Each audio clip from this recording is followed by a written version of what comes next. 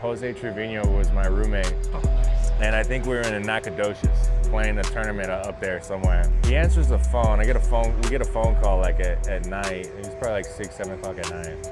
He answers the phone and he's like, "Hey, it's for you." And like, what? And I'm thinking, oh, it's my dad or my mom, you know, just checking in, seeing how we are.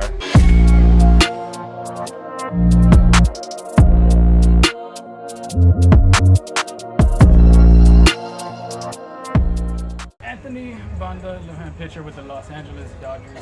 Anthony, tell me, I mean, how did you start your journey playing baseball? Did you have anybody that influenced you, growing up? No, like, I mean, obviously watched, on TV and stuff, like, Randy Johnson was my all-time favorite. Cliff Lee, Nolan Ryan, people like that I watched growing up. Those are the kind of guys that were like, I saw and I recognized like there was something like very special. And, with baseball, it was just like, at first it started like, hey, like, I want to play baseball because my friends are playing baseball.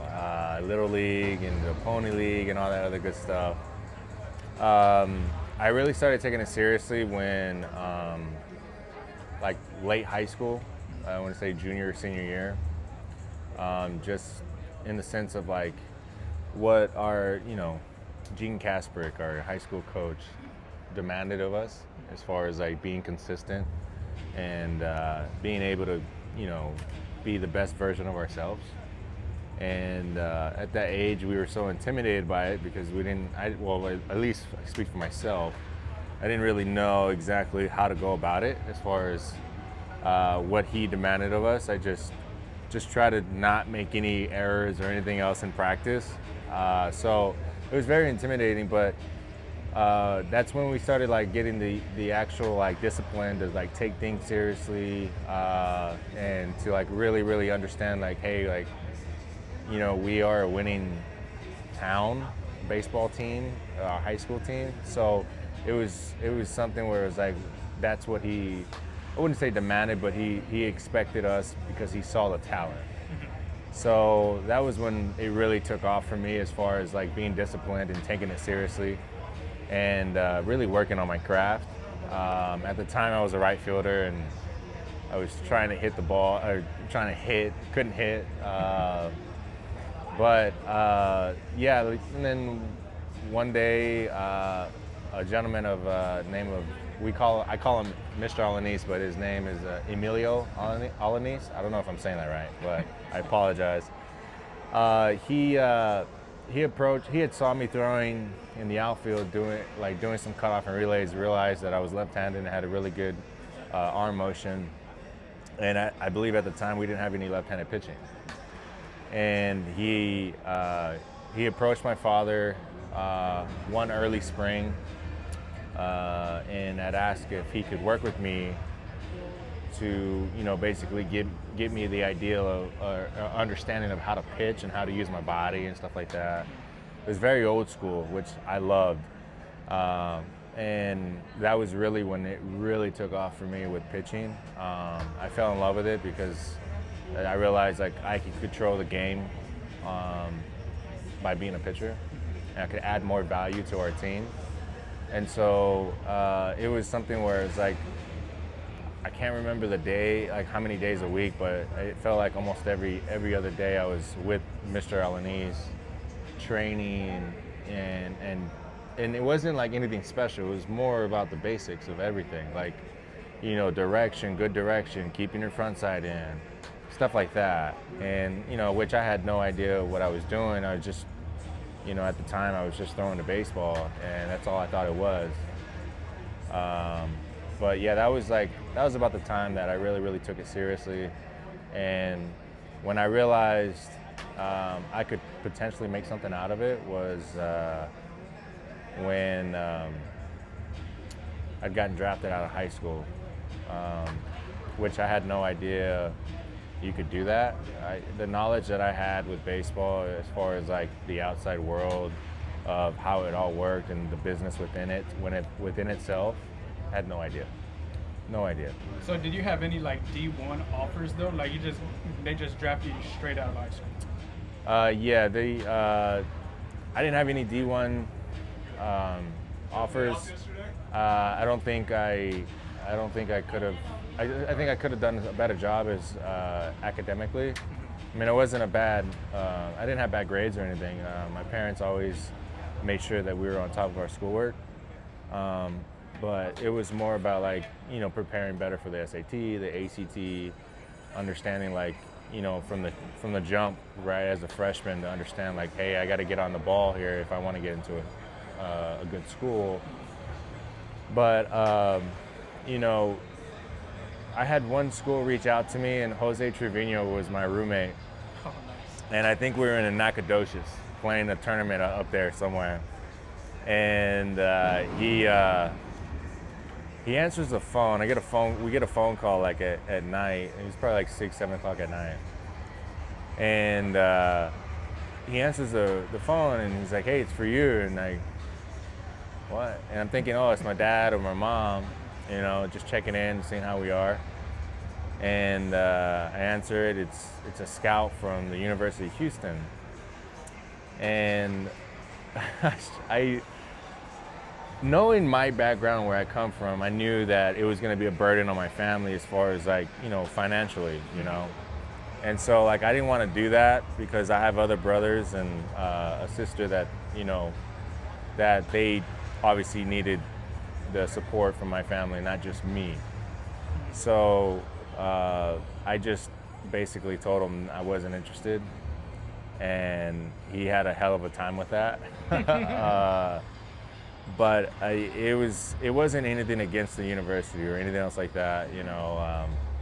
But it was just like the fact that, you know, what was the conversation like, and, you know, understanding that it's going to be an expensive school for us, and that, you know, I think that it would have put more burden than anything else on my family. So I just decided not to go that way.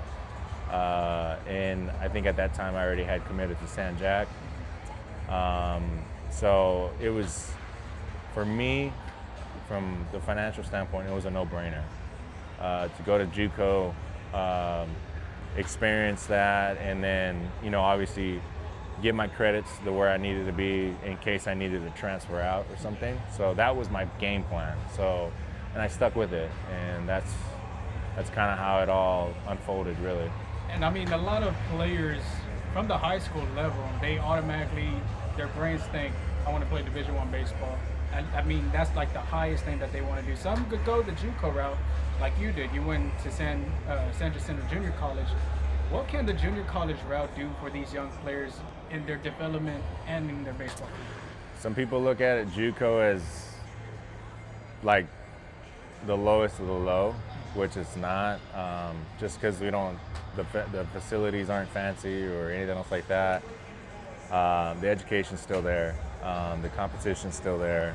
There's a lot of good ball players in junior college that either struggle financially to get into a big school, or, you know, messed around the first 3 years of high school and then they got their stuff together and really are trying to get into a bigger school. There's different ways to get to where you want to be, and I've always believed that. So it's not always, oh, like just because you don't get it the first try, you give up. It's not like that. Like you gotta put in the work for it, and you'll eventually get there. So that's kind of what I did. And family, you were talking about, like, you didn't want to put that burden on your parents. What sacrifices did your parents have to do for you to get to where you are right now? A lot. There's a lot.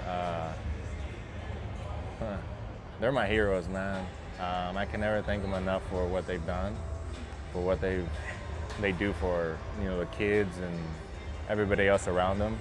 People that know them understand how good of people they are. So, you know, I just try to be the best version of what I could be to represent them the best way I can. You know, and, you know, they're my parents. I love them to death. Like, they brought me into this world and they taught me everything I know. My father's taught me how to be a man as best as he could, and they've given me and my brothers and sisters everything they can. And they might not be told this, but like we're extremely grateful for everything they've given us, regardless of what it is or how much or how little. Like I appreciate everything that they've done for me, and that's the way it should be. That's the way it was raised. That's the way it should be. I don't ever expect anything less than the gratification and respect that they've given me, and what I've given in return, as far as like a loving son, successful son. I've always told them like I want to do it for them, and they always come back at me saying, no, do it for yourself. It's like, no, like I don't see it that way. You've given me so much, and you've given me this opportunity to let me live out this dream, and how can I ever repay you for that, and so it's just like I try to be the best version of myself, so that way they can see me and be proud of me. And that's the biggest thing for me in my life that I've always wanted. I've always wanted my parents to be proud of me. And tell me, if you could go back to that 2017 day, the day you made your major league debut, what was that for you? Being able, I'm pretty sure your family was there to share that moment with you. What was going through your head when you stepped onto that mound? I can't believe I'm here. That was the biggest thing. It's like, I can't believe I'm here. Nothing really, it's kind of a blackout moment in the sense of that day, but afterwards it was like, man, everything we worked so hard for and everything they've done for me, it's like they allowed me to do this. Like, I can't thank them enough. I really can't, and they're the best people in my mind, in my opinion. They're the best people in the world. I have two more questions. One being, you've gone through trades, you've gone through injuries, DFA'd. How do you balance that challenge? How do you go through that mental aspect of your baseball journey and try to make it into a positive? It's another opportunity to face something head on. The thing I've learned in baseball is that the more you're uncomfortable in life, the more you're going to achieve. You're going to find out a lot about yourself, and I think putting ourselves in the most uncomfortable positions to see how like we can prove ourselves wrong with all the doubts that go through our heads and everything else like that. I always just tell myself it's another opportunity. It really is, because I still got a jersey, I still got a job. Regardless of how I got to where I am, it's just another opportunity that I can take and run with. As the baseball and adjustments, you've had a good season so far with the Dodgers. You were traded here from Cleveland. Tell me, what's been the biggest adjustment in your baseball career or just in life in general? Biggest adjustment is not being so hard on myself and just let whatever happens. Got to remember this is a game that I just got to get through and play. And I got everything to gain, but nothing to lose.